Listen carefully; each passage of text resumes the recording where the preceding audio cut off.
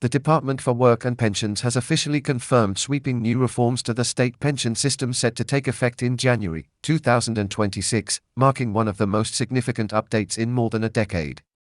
These major changes will impact millions of UK pensioners, reshaping how pensions are calculated, distributed, and increased each year. While some will welcome the improvements, others may find their payments adjusted or their eligibility reassessed under the new framework designed to ensure long-term financial sustainability. At the heart of the announcement is a renewed commitment to fairness and stability. The DWP has confirmed that from January 1, 2026, the state pension will see an increase tied to a restructured version of the triple lock, one that considers inflation, average earnings, and a fixed growth guarantee. Under this new policy, pensioners are expected to receive an average rise of 6.4%, translating to around £70 extra per month for those on the full new state pension.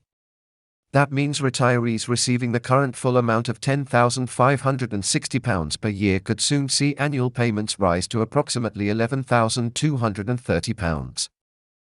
Prime Minister Keir Starmer addressed the nation during a televised statement, saying, "We owe it to every worker who has contributed for decades to ensure their retirement is secure and dignified."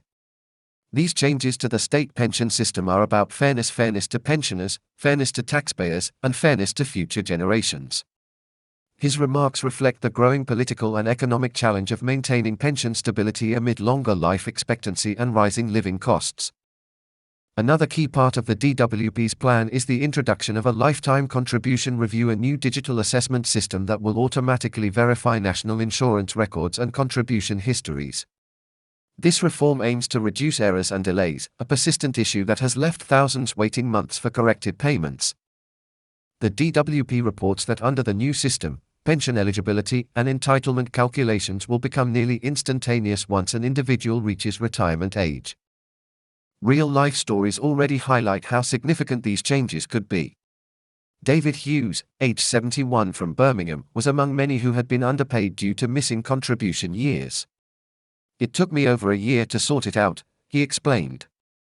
"If this new system works, it will save future pensioners a lot of frustration."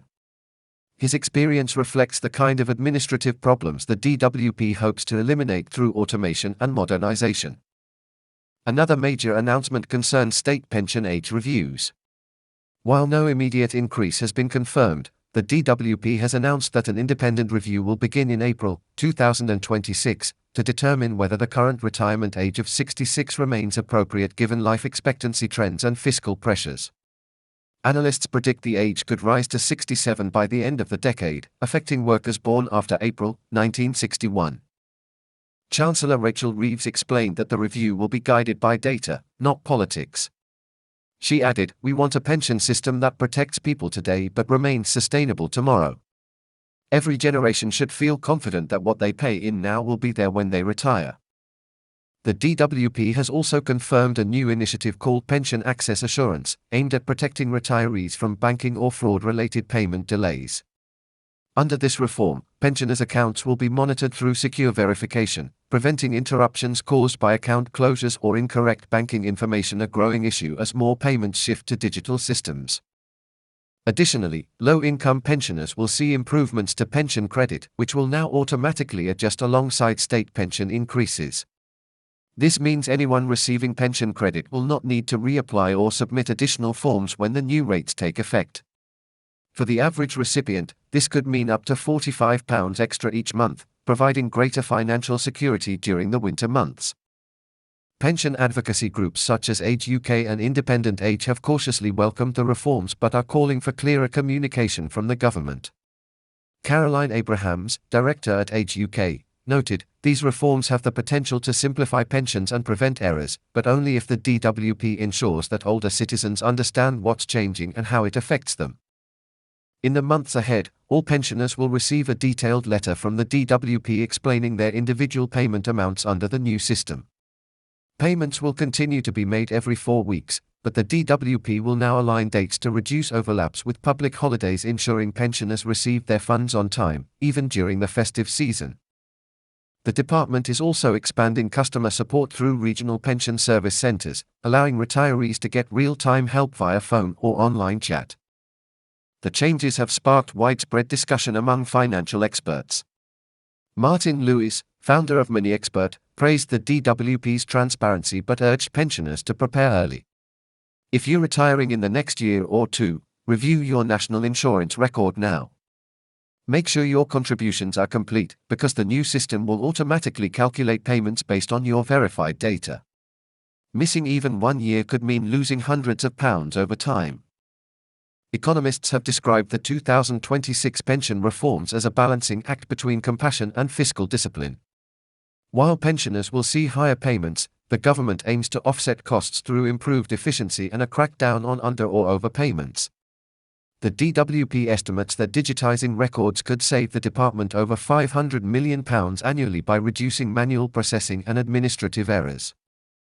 For pensioners living abroad, the new rules will also introduce more consistent payment systems, ensuring that those residing in countries with reciprocal social security agreements such as the European Union and Commonwealth nations continue to receive adjusted payments in line with UK rates. This is expected to benefit thousands of British retirees living in Spain, Portugal, and Canada, many of whom have long called for fair treatment. Critics, however, warn that while the reforms sound promising, they may not fully address the issue of pension adequacy amid rising living costs. Some unions and pensioner groups argue that even with the upcoming increase, the UK's state pension remains among the lowest in the developed world relative to average earnings. In closing, the DWP's 2026 state pension reforms represent a defining moment in the evolution of retirement policy. From the introduction of the digital lifetime contribution review to the modernized triple lock system, the changes are designed to bring reliability, transparency, and fairness to millions of pensioners.